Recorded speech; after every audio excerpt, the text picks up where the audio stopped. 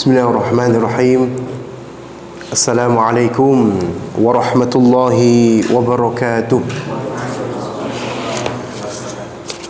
Alhamdulillahi ala ihsanih wa syukru lahu ala taufiqihi wa amtinanih. Asyhadu an la ilaha illallah wahdahu la syarika lah ta'ziman li sya'nih wa asyhadu anna Muhammadan abduhu wa rasuluhu ad-da'i ila ridwanih. Allahumma salli wa sallim wa barik ala nabiyyina Muhammadin wa ala alihi wa ashabihi wa ikhwanihi. Qala Allah ta'ala fi kitabihil karim, a'udzu billahi minasy syaithanir rajim.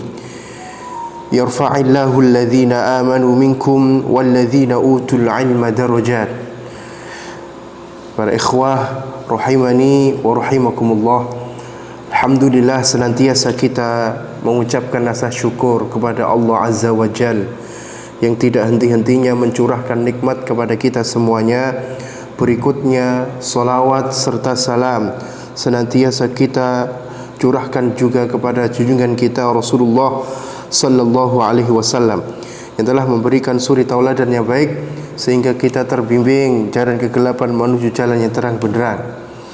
Malam hari ini adalah malam yang kajian kelima saya. Jadi pagi itu sudah subuh, ini kelima. Lumayan. Ba'da asar tadi ada kajian, ba'da maghrib ada, kemudian ba'da isya niki. Ya, lumayan macet juga tadi dan minta maaf agak terlambat. Malam Minggu biasanya agak macet. Selain tadi juga ngisi perut dulu karena belum makan tadi.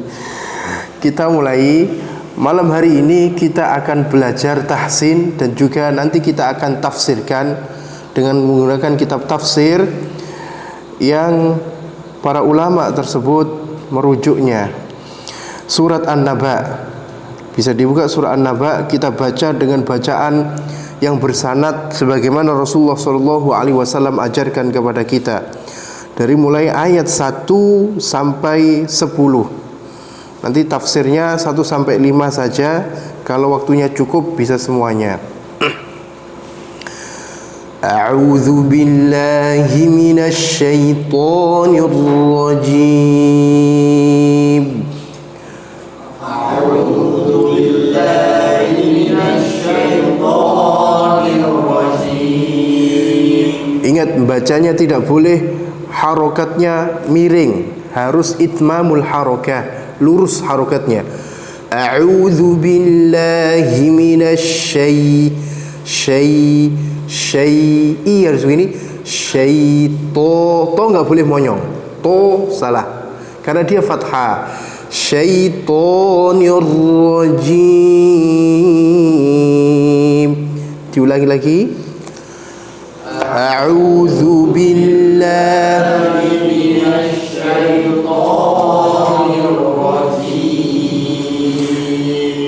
bis, sifatnya sofil, sin zai sade.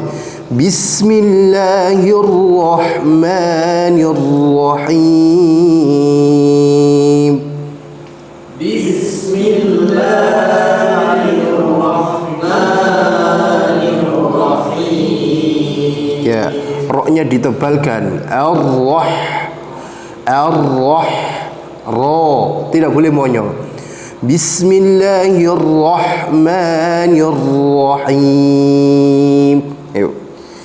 Bismillahirrahmanirrahim. Ya, saya melihat masih beberapa monyong. Tidak boleh. Fathah itu tidak boleh monyong. Tidak apa-apa. Semoga nanti bertobat. Amma yatasaalun.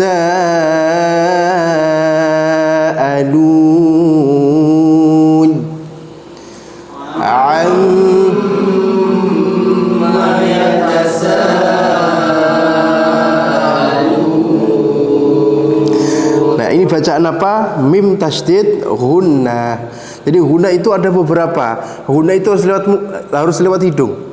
Ghunnah tingkatan yang paling tinggi namanya akmal.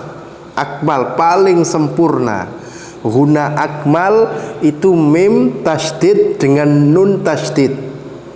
Di bawahnya akmal namanya kamil. Kamil sempurna saja. Kalau akmal paling sempurna atau lebih sempurna. Bawahnya akmal kamil. Kamil ini terjadi pada bacaan idgham ma'al ghunnah atau idgham bi ghunnah. Nun mati bertemu atau tanwin bertemu, ya nun mim waw harus lewat hidung, Yang ketiga, tingkatan ghunnah aqallu min kamil. Maknanya lebih rendah dari kamil, lebih sedikit dari kamil tadi. Pada tingkatan yang ketiga ini terdapat bacaan ikhfa hakiki, iklab, kemudian ikhfa syafawi, masuk di sini, masuk di aqallu min kamil, idgham mithlain dan lain sebagainya. Kemudian yang keempat ada tingkatan itu naqis. Naqis ini untuk huruf nun dan mim yang berharokat. Nun sama itu masih lewat hidung. Masih lewat hidung, yang berharokat. Yang kelima, tingkatan gunnah ini anqos. Yang paling rendah, nun dan mim yang sukun. Cari di buku terjemah nggak ada. Adanya di syarah Jazari. Nun dan mim yang sukun. Nah, ini tingkatan gunnah, maratibul gunnah. Kalau ini paling tinggi karena mimnya mim tasydid, nun tasydid, namanya akmal. Sehingga kalau ditutup mati betul-betul paling sempurna. Amma yatasaalun. 1 2 3. Amma yatasaalun 'anin naba'il 'azim.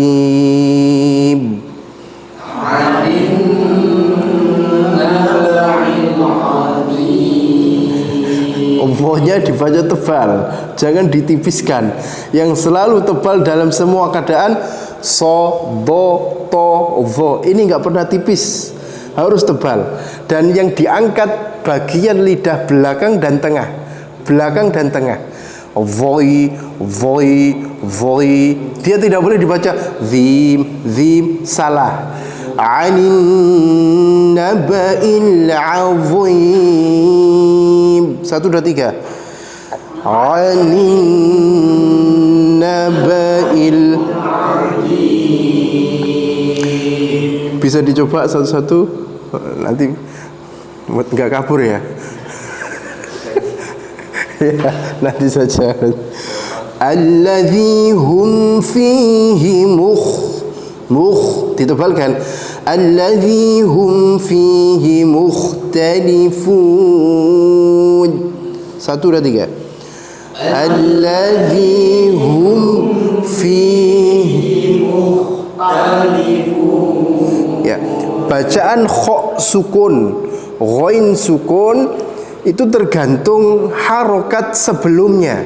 Kalau harokat sebelumnya fathah dhammah dibaca tebal kha-nya. Ghain dibaca tebal mukh. Tapi kalau kasroh dia tipis. Contohnya mikh dia tipis. Kecuali setelah kha ada huruf tebal, maka dia tidak jadi tipis dan dibaca tebal.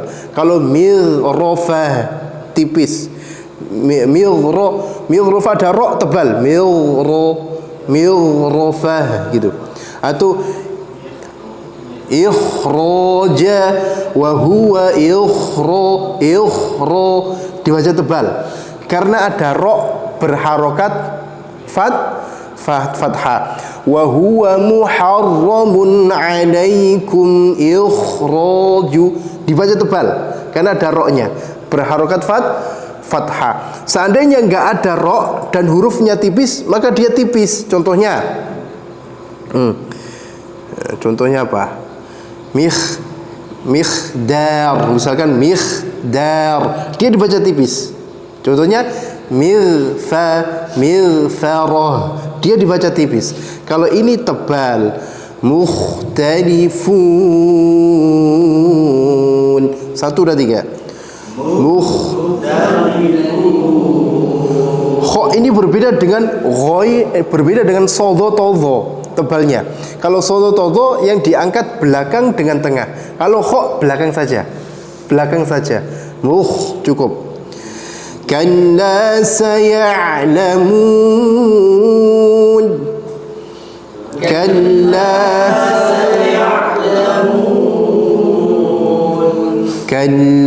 saya'lamun. Ruju'. 1, 2, 3. Kalla saya'lamun. Harus ada kembalinya. Ya, itu namanya ruju', sifatnya. Ain ketika sukun. Jangan dibaca kalla saya'lamun, sudah mentok itu. Enggak bisa kembali lagi. Harusnya dari tengah luar ke dalam. Saya'lamun. Dari luar ke dalam seret begini. 1, 2, 3. Kalla saya'lamun. Ya. Thumma kalla saya'lamun.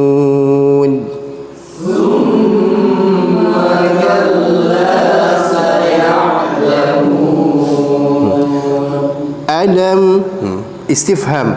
Alam naj'alil arda mihada.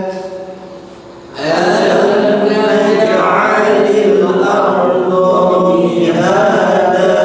Al-ardu. Coba al-ardu. Ar-nya di sini, ar-nya kanan atau kiri? Ardu. Tidak boleh mengucapkan ro kasar. Salah. Ardu mihada. 1, 2, 3. Ardu mihada. Wal jibala autada.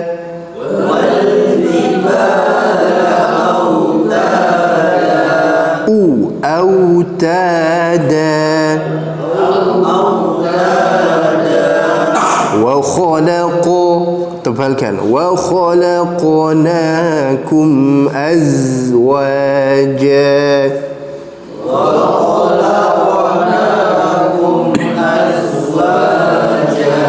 Za di dalam desisnya. Tidak boleh dikeluarkan. Salah. Kalau dikeluarkan sama dengan sin nanti.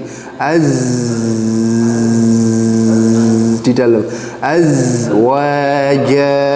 1, 2, 3. Waja'alna naumakum subata.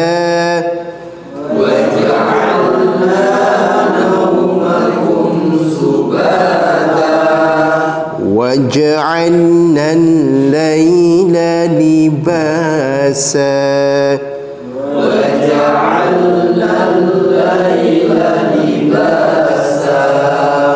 Baik, saya jelaskan. Kalau cukup semuanya, kalau enggak cukup 5 sampai 6 insyaallah.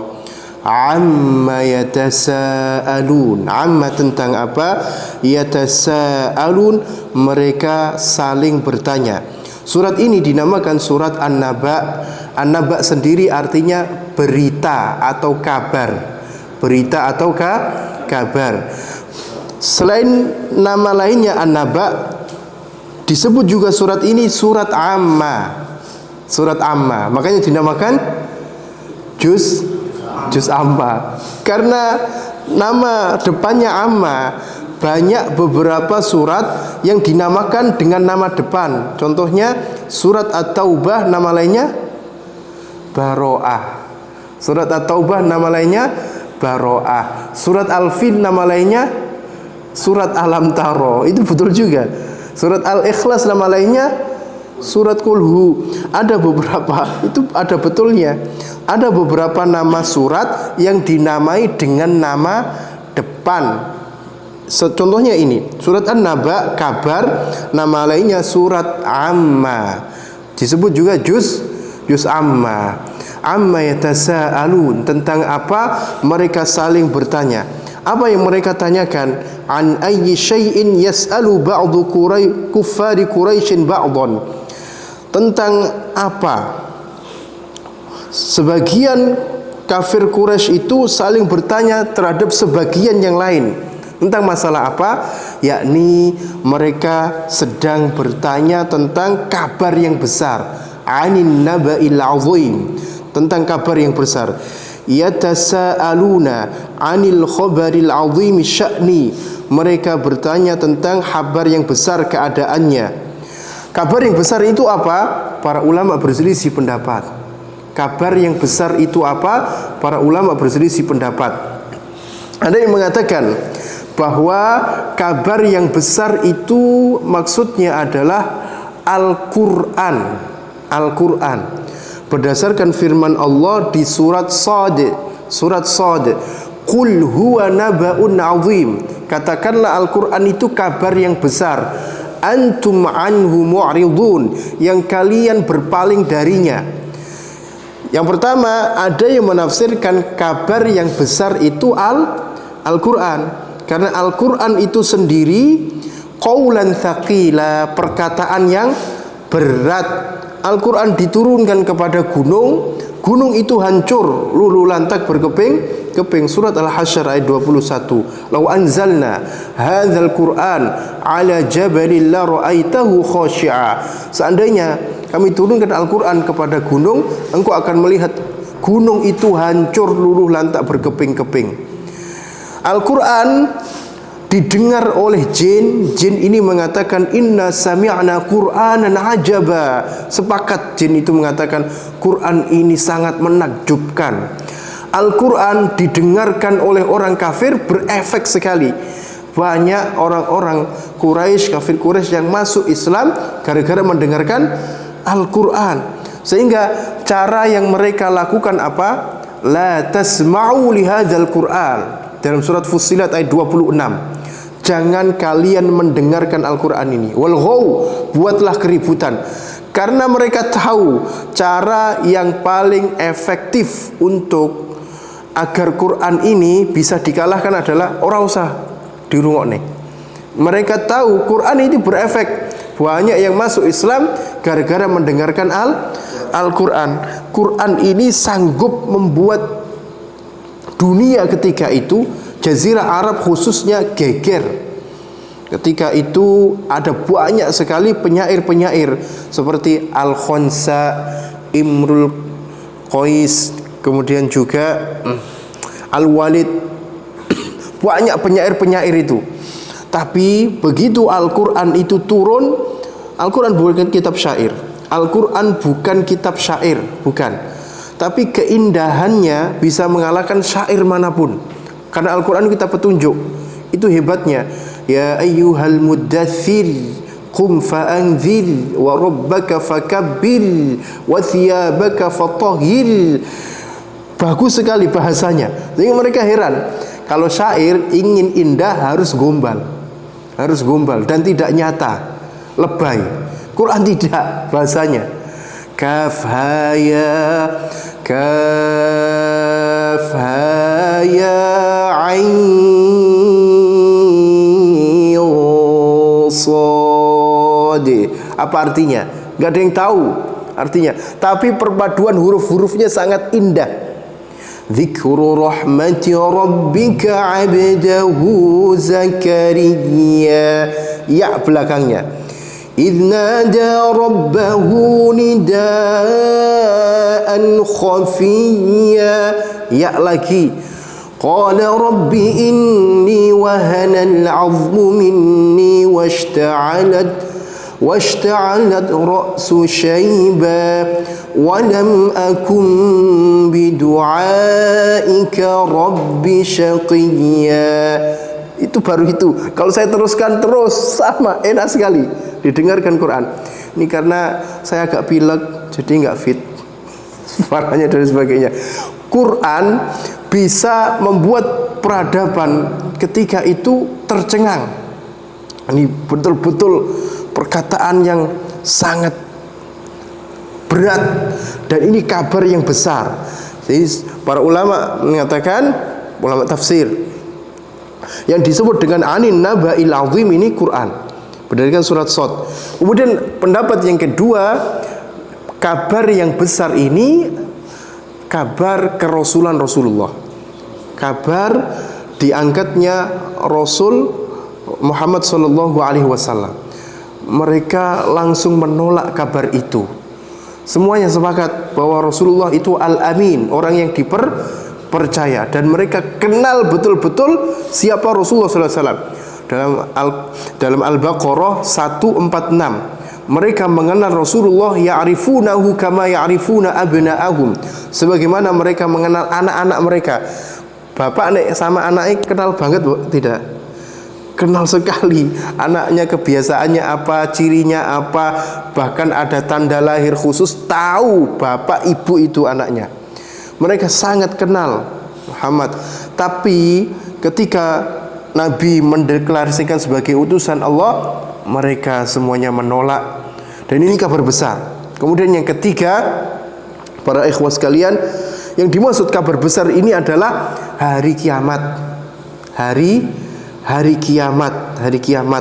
Mereka orang kafir itu yakin akan mati semuanya, dan mereka percaya adanya pencipta alam semesta ini. Percaya, termasuk mereka meyakini bahwa Allah Subhanahu wa taala yang menciptakan mereka. Banyak dalil-dalil di Quran. Bisa dibuka surat Az-Zukhruf misalkan, ayat 9, wala in sa'altahum man khalaqas samawati wal ard la yaqulunna khalaqahunna al-azizul alim. Jikalau engkau tanya kepada mereka Muhammad, siapa yang menciptakan langit dan bumi, penciptanya siapa? Mereka jawab, la yaqulunna khalaqahunna al-azizul alim. Yang menciptakan adalah Tuhan yang maha perkasa, lagi Tuhan yang maha mengetahui. Di ayat yang lain, surat Az-Zukhruf 87, wala in sa'altahum man khalaqahum la yaqulunna Allah. Jika engkau tanya kepada mereka Muhammad, siapa yang menciptakan mereka? Mereka jawab, Allah. Fa anna yufakun. Bagaimana mungkin mereka bisa dipalingkan? Di surat Az-Zumar juga ada, di surat Luqman juga ada, surat yang lain banyak sekali. Jadi mereka itu meyakini Allah Subhanahu wa taala sang pencipta alam semesta ini, tetapi mereka mengingkari adanya hari kabar yang besar, yaitu hari kebangkitan. Ya, pendapat ketiga, yang dimaksud kabar yang besar itu adalah kabar adanya hari kebangkitan. Mereka percaya akan mati. Mereka yakin itu akan mati. Lawang mereka melihat bapak mereka mati, masa orang percaya mati. Terus mereka melihat orang kafir Quraisy itu ibunya mati, lihat mata kepalanya sendiri, saudara-saudaranya mati, mereka yakin akan mati. Yang mereka ingkari adalah adanya hari kebangkitan setelah mati. Itulah yang mereka bantah terus menerus. Tapi mereka percaya Allah yang menciptakan, tadi saya katakan. Maka nama mereka itu Abdullah. Banyak Abdullah itu banyak, tidak? Banyak. Walaupun mereka itu tidak mentauhidkan Allah betul-betul. Dan mereka ketika bersumpah bagaimana? Wallahi, kadang wallahi. Ya, tapi mereka sumpahnya yang lain juga ada. Demi Lata, demi Mana, demi Uzza. Terkadang mereka wallahi, billahi, tallahi, mengatakan seperti itu. Artinya mereka hanya mengakui rububiyahnya Allah saja. Rububiyahnya Allah yang maha pencipta, Allah yang maha mematikan, Allah yang maha menghidupkan. Itu yang diyakini. Sementara uluhiyah dalam artian Allah wajib diibadahi, tidak ada sekutu baginya, mereka tidak lakukan. Mereka punya tandingan-tandingan selain Allah Subhanahu wa ta'ala. Tauhid mereka itu dipenuhi dengan kesyirikan. Mereka melakukan haji, para ikhwah. Mereka juga berhaji, orang Quraisy itu. Tapi hajinya itu diliputi di dalamnya kesyirikan. kesyirikan, menyeru kepada selain Allah Subhanahu wa taala. Kemudian ada juga yang menafsirkan anin naba'il azim dengan menjamak, dijamak. Dijamak bagaimana? Yakni wa huwal Qur'anul azim, Al-Qur'an yang agung, alladzi yunbi'u 'anil ba'tsi alladzi syakka fihi kuffar Quraisy wa kadzdzabu bihi. Dijamak dengan yang mereka ingkari itu adalah Al-Qur'an yang agung yang mengabarkan tentang hari kebangkitan, hari kebangkitan yang mereka ragu orang-orang kafir Quraisy itu dan mendustakan hari kebangkitan. Jadi saya ulangi, berita yang besar yang pertama apa tadi?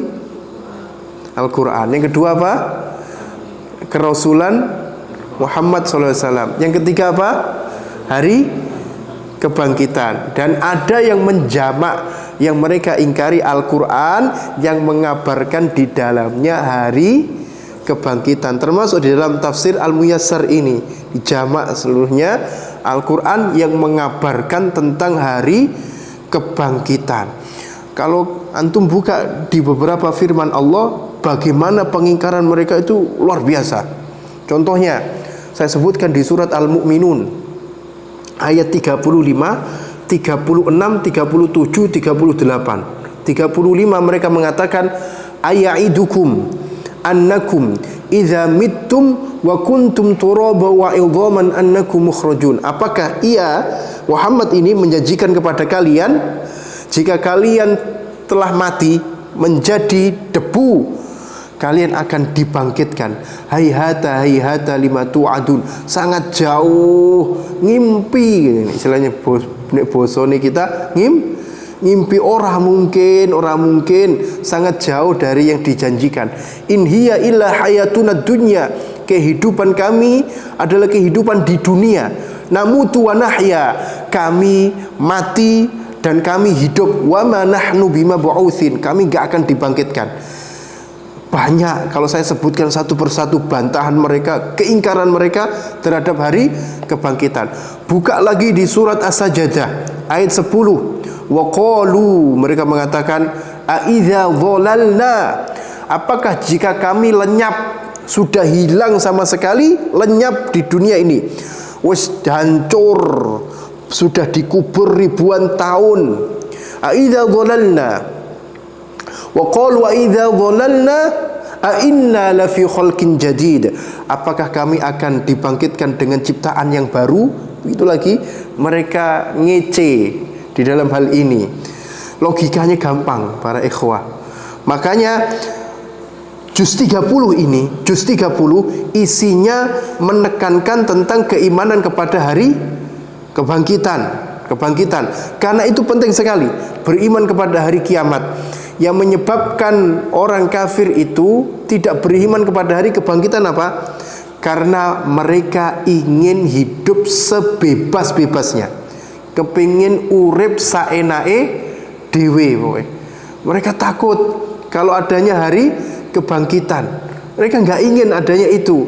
Maka mereka itu berbuat curang. Wailul lil mutaffifin alladzina idza iktalu 'alan nasi yastawfun, mengurangi takaran, dan mereka berbuat memakan riba. Pokoknya sak puas-puase. Untuk melogikakan adanya hari kebangkitan gampang. Allah itu mengajarkan satu di dalam surat Ar-Rum ayat 27. Surat Ar-Rum ayat 27. Kita dulu ada atau tidak? Kita semuanya dulu ada atau tidak? Tidak ada. Dulu kita tidak ada. Kemudian diadakan oleh Allah.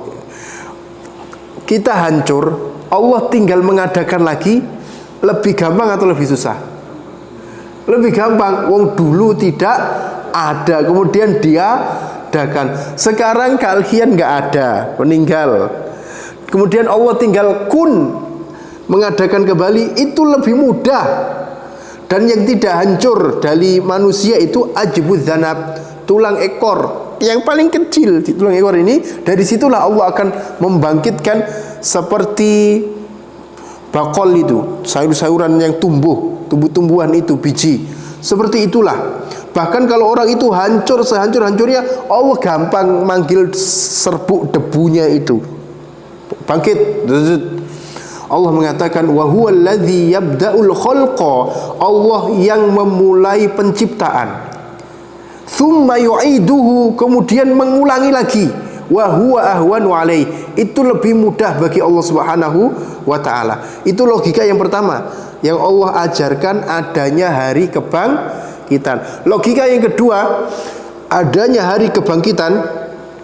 Saya tanya, langit dengan penciptaan langit alam semesta ini dengan penciptaan manusia itu lebih dahsyat mana? Lebih dahsyat mana?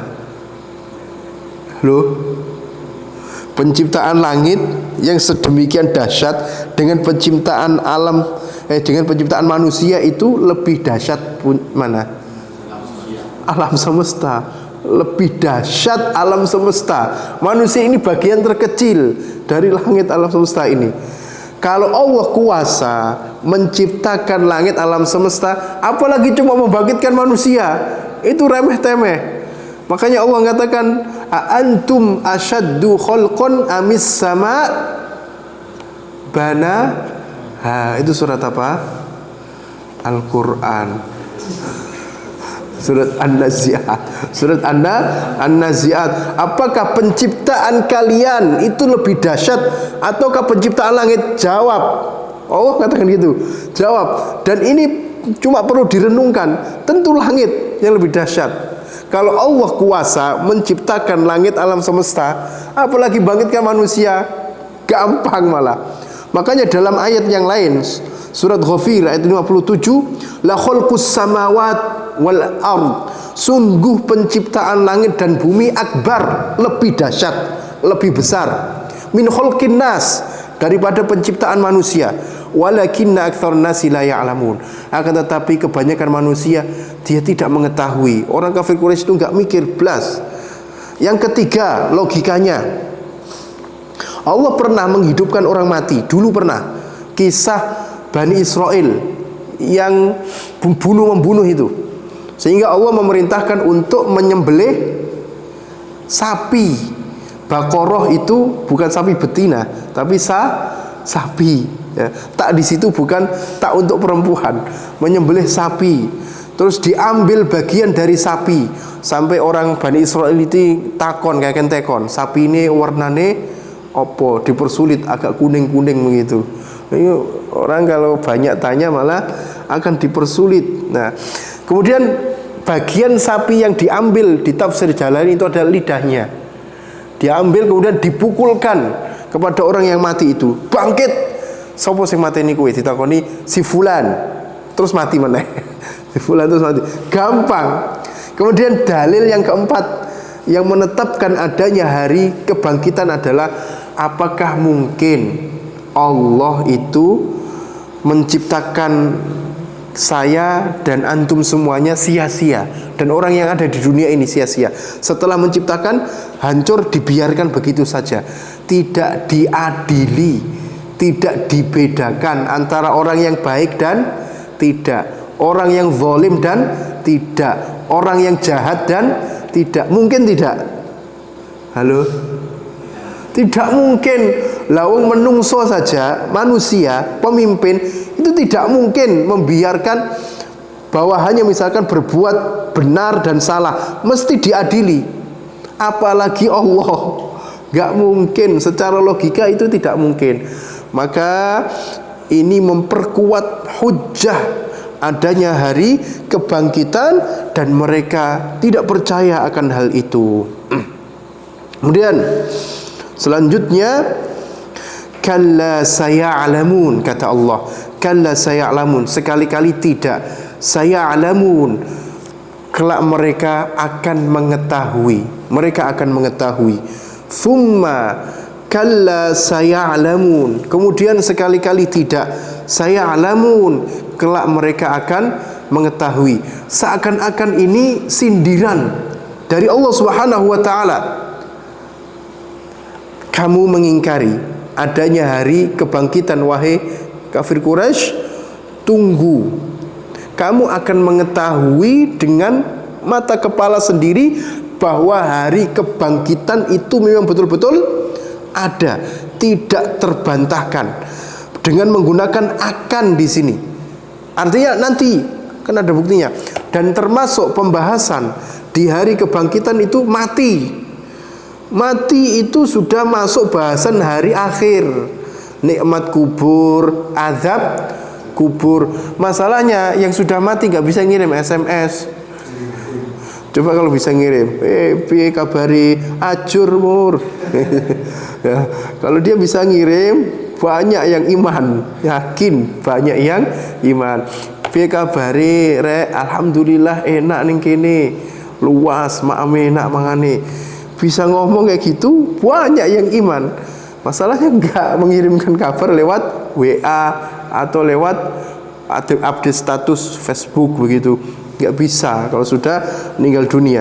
Nanti mereka pasti akan mengetahui konsekuensi apa yang dia ucapkan itu. Kemudian Allah Subhanahu wa taala meluruskan di dalam hal ini bahwa hari kebangkitan memang betul-betul ada, tidak terbantahkan. Alam naj'alil arda mihada. Alam naj'alil arda mihada. Ini dalil Allah ingin jelaskan bahwa hari kebangkitan itu mudah bagi Allah.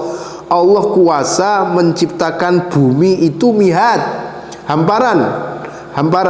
Ada yang baca mahda di qiraat yang lain. Alam naj'alil arda mahda. Mahda itu maknanya kasur.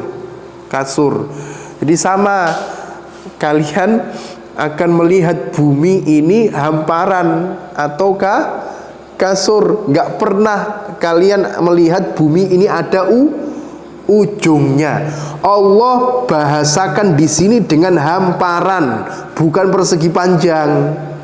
Kalau di Bible itu jelas. Makanya Galilei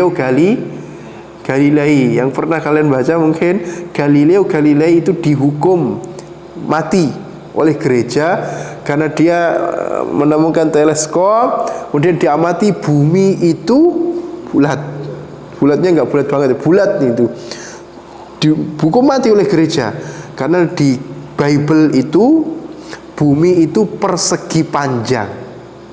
Kalau persegi panjang ada ujungnya tidak? Ada ujungnya. Tapi kalian pernah mendapati tidak ujungnya bumi?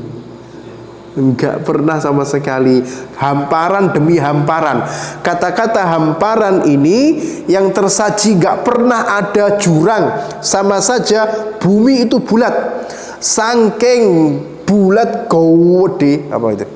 Besar bumi ini sehingga gak terasa bahwa bumi ini bulat.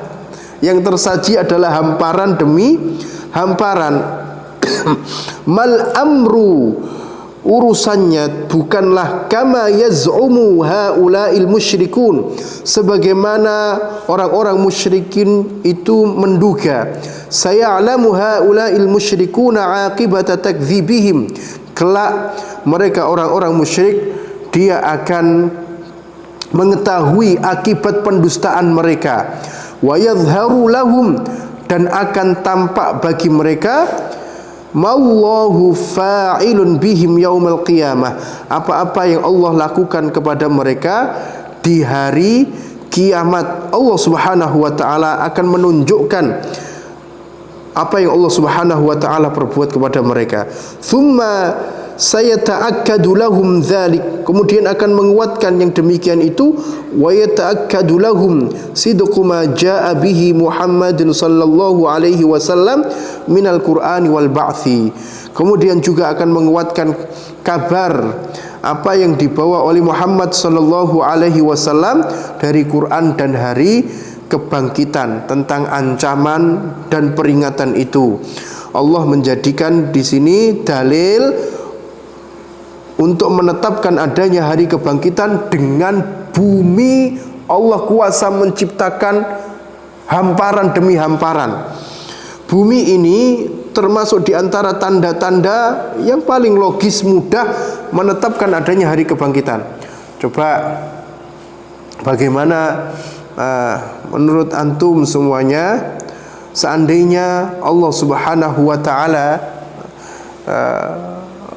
bumi ini kan berputar, dihentikan putarannya bagaimana?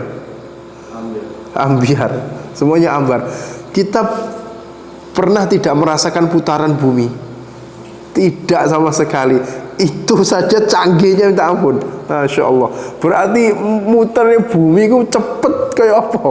Kewedine bumi itu seperti apa? Masya Allah. Itu saja kalau orang mau berpikir luar biasa. Gak perlu mendatangkan mukjizat yang besar sekali. Ada di sekitar kita. Di antaranya penciptaan bumi yang hamparan itu, hamparan demi hamparan.